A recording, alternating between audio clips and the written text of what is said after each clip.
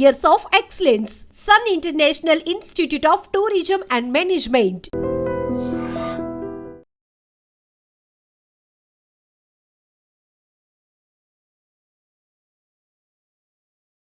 జపాన్లో famous manga artist రో టత్సుకి గురించి మీరు ఎప్పుడైనా విన్నారా?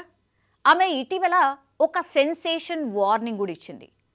ఈ ఏడాది జూలైలో, అంటే నెక్స్ట్ మంత్ జూలైలో జపాన్లో భారీ సునామీ వస్తుంది.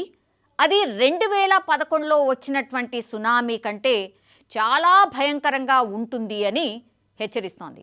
ఇది ఇప్పుడు సోషల్ మీడియాలో పూర్తి స్థాయిలో వైరల్గా మారిపోయింది. నిజంగా ఈ సునామీ వస్తుందా? గతంలో రో టత్సుకి చెప్పినవి ఏవైనా అసలు ఇప్పటి వరకు నిజమయ్యాయా? ఇలాంటి భవిష్యవాణులు అసలు నమ్మొచ్చా? ఇప్పుడు తెలుసుకునే ప్రయత్నం చేద్దాం. భవిష్యత్తులో జరగబోయే వాటిని ముందే హెచ్చరించడం కొందరికి అలవాటు. వీర బ్రహ్మేంద్ర స్వామి కాలజ్ఞానం గురించి కూడా మనం ఇప్పటి వరకు విన్నాం. అలాగే నోస్ట్రాడమస్, అలాగే బాబా వంగా గురించి కూడా మనం వింటూనే ఉన్నాం. వీళ్ళలాగే ఇప్పుడు జపాన్లో రో టత్సుకి ఇప్పుడు చాలా ఫేమస్ అయిపోయారు. రో టత్సుకి జపాన్లో చాలా ఫేమస్ మాంగా ఆర్టిస్ట్. మాంగా అంటే జపాన్లో కామిక్ బుక్స్ లాంటివి అని అర్థం. సో ఆమె రాసే కథలు కానీ, గీసే పిక్చర్స్ కానీ ఇప్పుడు ప్రపంచవ్యాప్తంగా కోట్లాది మంది అభిమానులను సంపాదించుకుంది.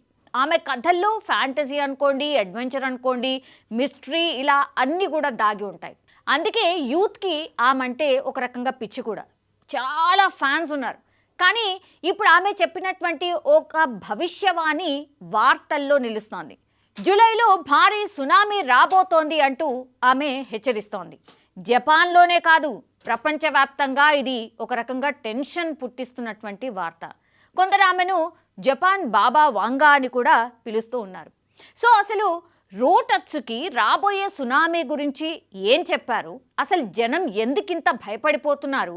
ఈ ఏడాది జూలైలో జపాన్ని ఒక భారీ సునామీ తాకుతుందని రో టత్సుకి ప్రకటించింది ఎందుకు? తనకు అసలు కల వచ్చిందని ఆమె చెప్తోంది.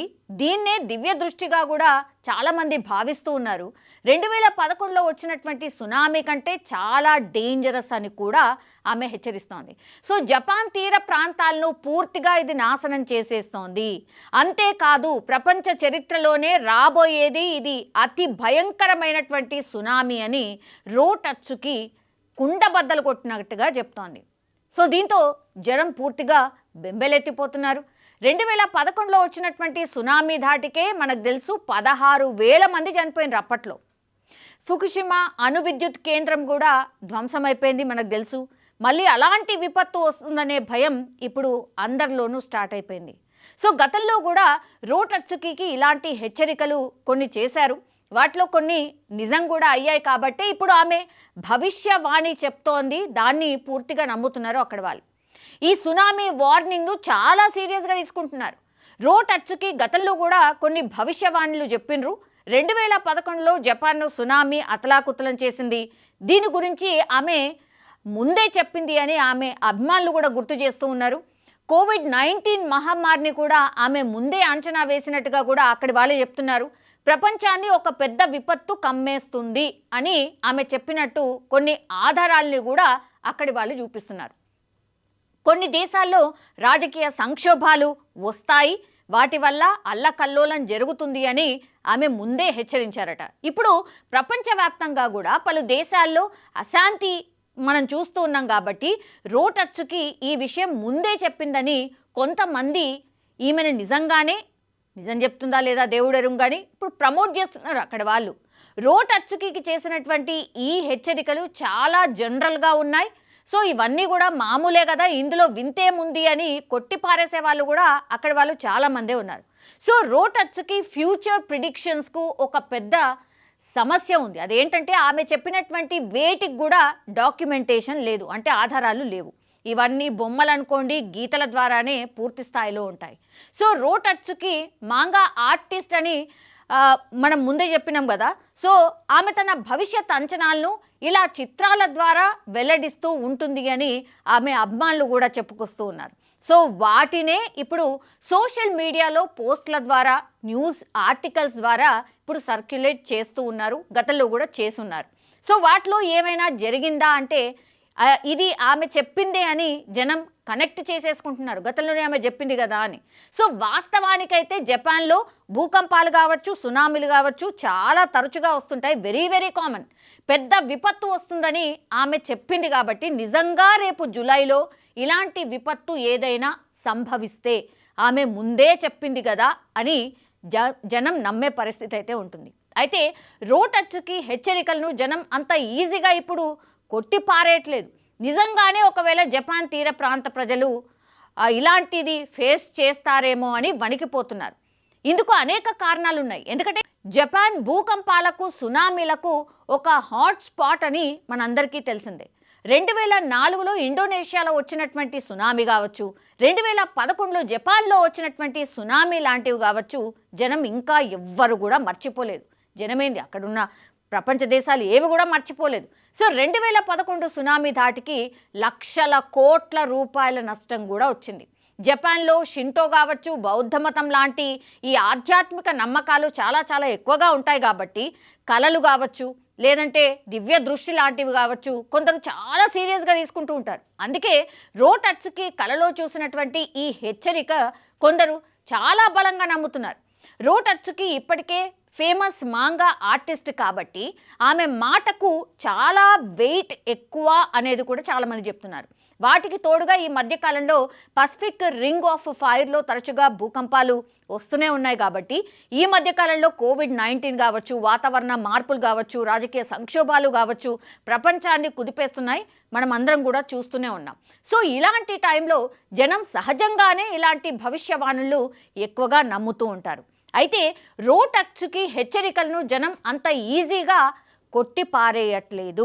ఖచ్చితంగా ఏదో జరగబోతోంది, జూలైలోనే ఏదో జరిగే ఛాన్సెస్ ఉన్నాయి. కొంతమంది అయితే ఖచ్చితంగా ఒక డేట్ కూడా చెప్తున్నారు, అదేంటంటే జూలై 5న ఏదో జరగబోతోంది అని, ప్రపంచంలో ఏదో పెద్దది సంభవించబోతోంది అని, అట్లాగే ఒక దేశం పూర్తిగా తుడిచిపెట్టుకుపోయే అవకాశం ఉంటుందని, ఇట్లా రకరకాల వార్తలు అయితే బయటకు వస్తున్నాయి. అట్లాగే ఇప్పుడు రోటచ్చుకి కూడా హెచ్చరించింది కాబట్టి మేబీ ఏదైనా జరగొచ్చా అని ప్రిడిక్షన్స్ అయితే చాలా పెద్ద ఎత్తున వస్తున్న పరిస్థితి. అండ్ దీనికి కొనసాగింపుగా చాలామంది జపాన్కి వెళ్ళే వాళ్ళు ఎవరైతే టూరిస్టులు ఉంటారో ఆర్ రకరకాల అవసరాల కోసం ట్రావెల్ చేసే వాళ్ళు ఎవరైతే ఉంటారో వాళ్ళందరూ కూడా వాళ్ళ ట్రావెల్ని పోస్ట్పోన్ చేసుకుంటున్నారట. ఇప్పటికే ఒకవేళ టికెట్స్ బుక్ చేసుకొని ఉంటే కూడా వాళ్ళు కూడా క్యాన్సిల్ చేసుకుంటున్నారట. సో ఈ భవిష్యవాణిని ఓన్లీ జపాన్ వాసులే కాదు, ప్రపంచం కూడా నమ్ముతున్నట్టు లెక్క. సో ఇప్పుడు జపాన్లో జూలైలో ఏం జరగబోతోంది? సో రోటచ్చుకిని కొందరు జపాన్ బాబా వాంగా అని పిలుస్తున్నారు. కొన్ని సందర్భాల్లో అయితే బాబా వాంగా చెప్పినవి నిజం కాలేదేమో, కానీ రోటచ్చుకి చెప్పినవి మాత్రం ఖచ్చితంగా నిజమయ్యాయని జపాన్ వాసులు నమ్ముతున్నారు. బాబా వాంగా ఎవరో మనకందరికీ తెలిసిందే. ఆమె బల్గేరియాకు చెందినటువంటి ఒక ఫేమస్ భవిష్య వక్త.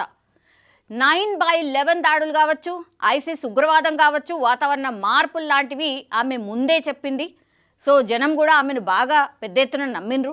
ఆమె కూడా తన కళల ద్వారా భవిష్యత్తును చూస్తానని చెప్పుకుంటూ ఉంటుంది.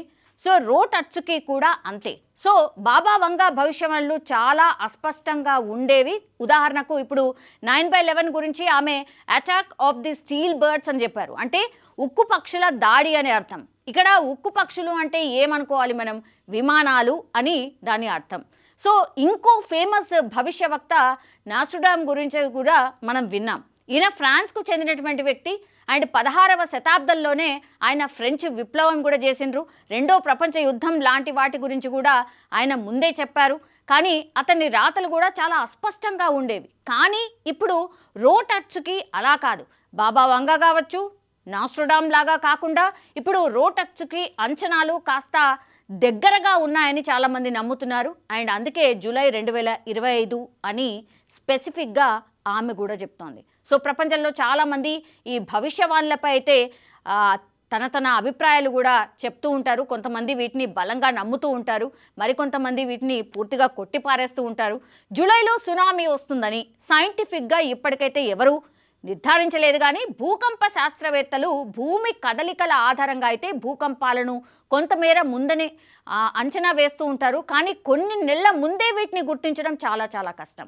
జపాన్లో ఏటా 1500 చిన్న చితక భూకంపాలు వస్తూ ఉంటాయి. ఎప్పుడో ఒకసారి పెద్ద పెద్ద భూకంపాలు వస్తూ ఉంటాయి.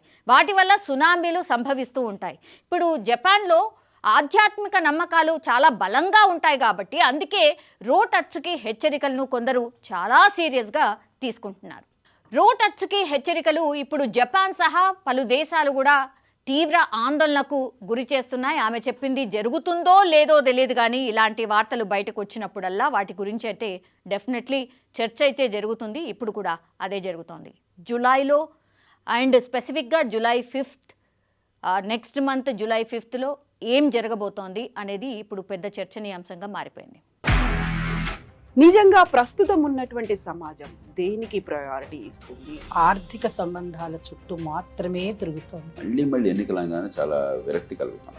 మంచి అనిపిస్తుంది కదా, లేడీస్ కూడా ఛాలెంజింగ్ జాబ్స్ చేసినప్పుడు చాలా బాగుంటది. ట్రాఫిక్ అసిస్టెంట్స్ గా నియమించిన ట్రాన్స్జెండర్స్ అందరితో సాల్యూట్ చేయించుకుంటున్నారు. ఫుడ్ డెలివరీ ఇవ్వటానికి వెళ్ళినటువంటి డెలివరీ బాయ్ అనిల్ పై కళ్ళ ముందు